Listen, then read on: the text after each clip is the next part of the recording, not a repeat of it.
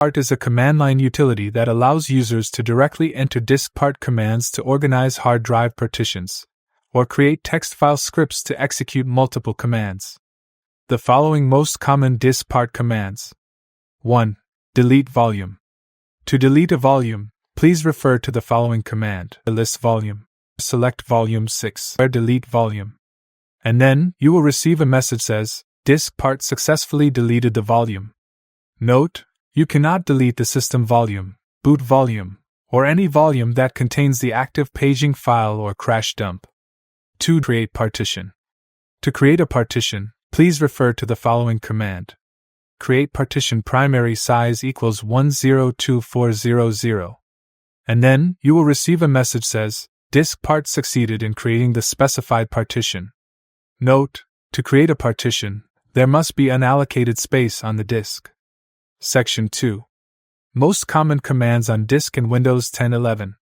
The most common diskpart commands used on the disk should be the MBR and GPT conversion.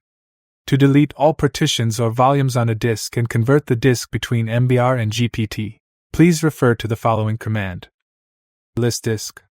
Select disk 1. Clean. Convert GPT, or convert MBR.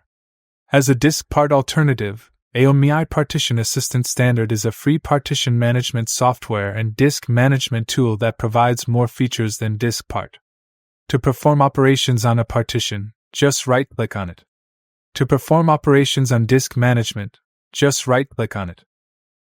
For example, it can extend /shrink FAT32 and NTFS partitions. For extended partitions, its merge partitions allows users to add non-adjacent unallocated space to the target partition. It can format large partitions, up to 2 TB, to FAT32 file system. For partition style conversion, it can convert data disks between MBR and GPT without deleting partitions. Thank you for watching here. See you in the next 2 videos. If you have any questions, please leave a comment or send us an email.